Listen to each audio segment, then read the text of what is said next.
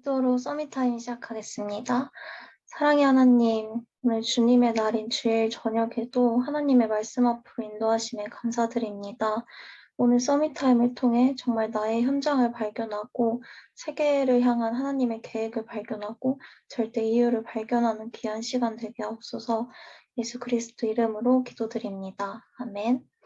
21일 기도적 제목은 다민족 선교입니다.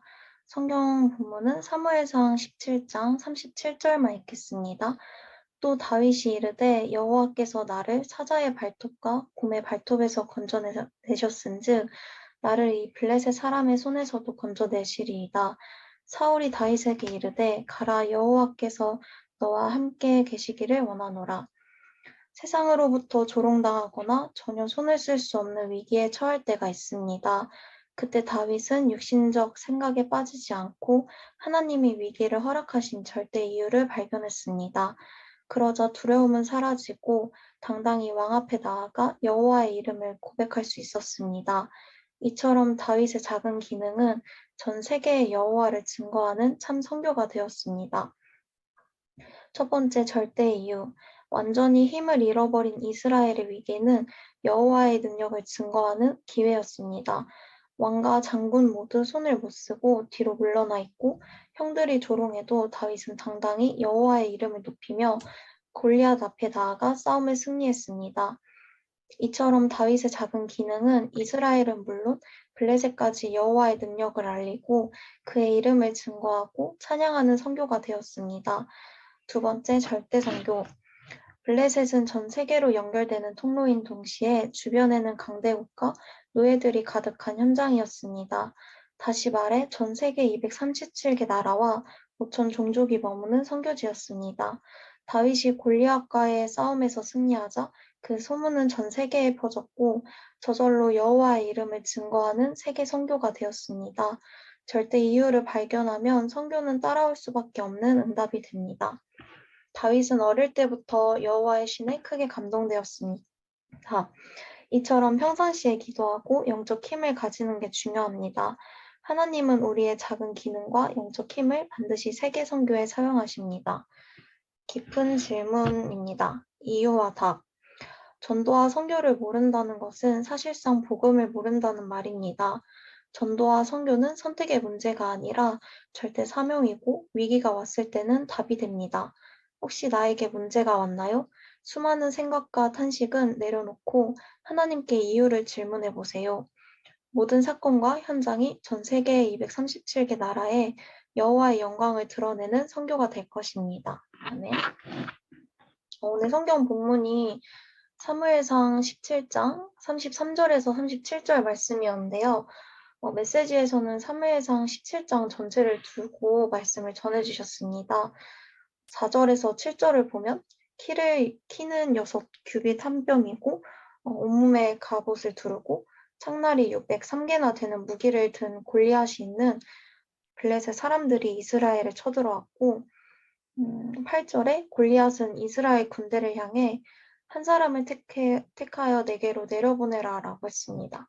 이스라엘 사람들은 40일 동안이나 조롱을 받았는데 11절에 보면은 그 조롱을 받으면서 군인들과 사울 왕조차도 이 말을 듣고 크게 두려워했습니다.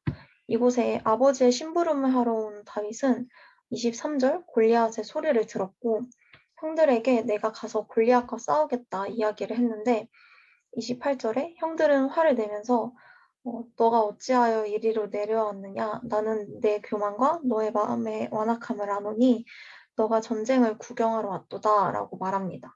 심지어 33절에 보면 사울왕까지도 다윗에게 너는 저 블레셋 사람과는 싸울 수가 없다 라고 말을 하는데 여기서 다윗은 오늘 기도적 본문이었던 37절의 고백을 합니다.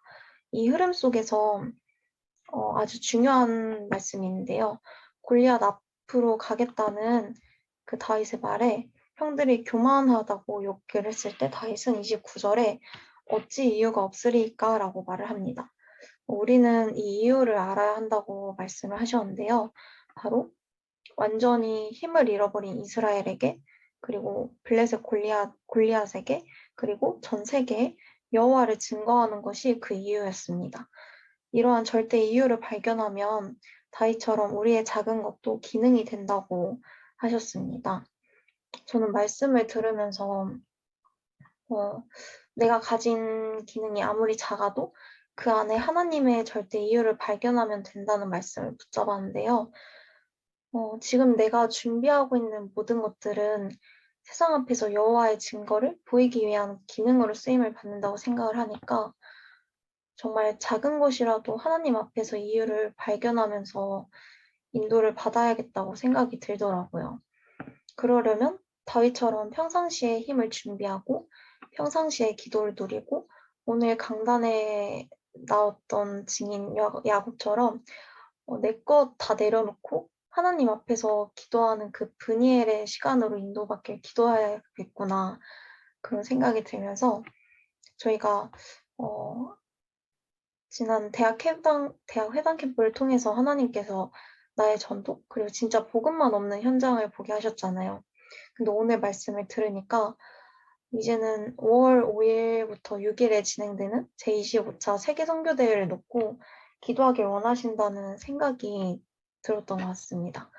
사실 저는 아직까지도 선교보다는 전도가 마음에 풍기고 전도보다는 기도와 말씀이 더 가깝게 느껴지는데 말씀 속에서 언약을 붙잡고 언약 기도를 하길 원하시는 게 맞지만 결국 그 모든 흐름이 마태복음 24장 14절 말씀처럼 그리고 사도행전 1장 8절 말씀처럼 결국은 세계 복음화를 붙잡고 세계 복음화의 축복을 누리고 그 그릇을 준비하기 위함인데 또 내가 내 수준으로 말씀을 듣고 있었구나.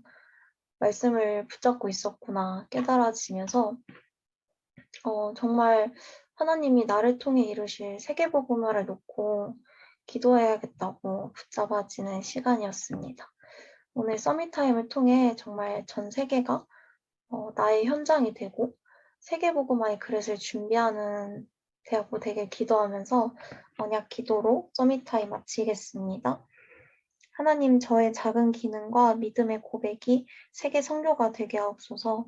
예수 그리스도 이름으로 기도합니다. 아멘.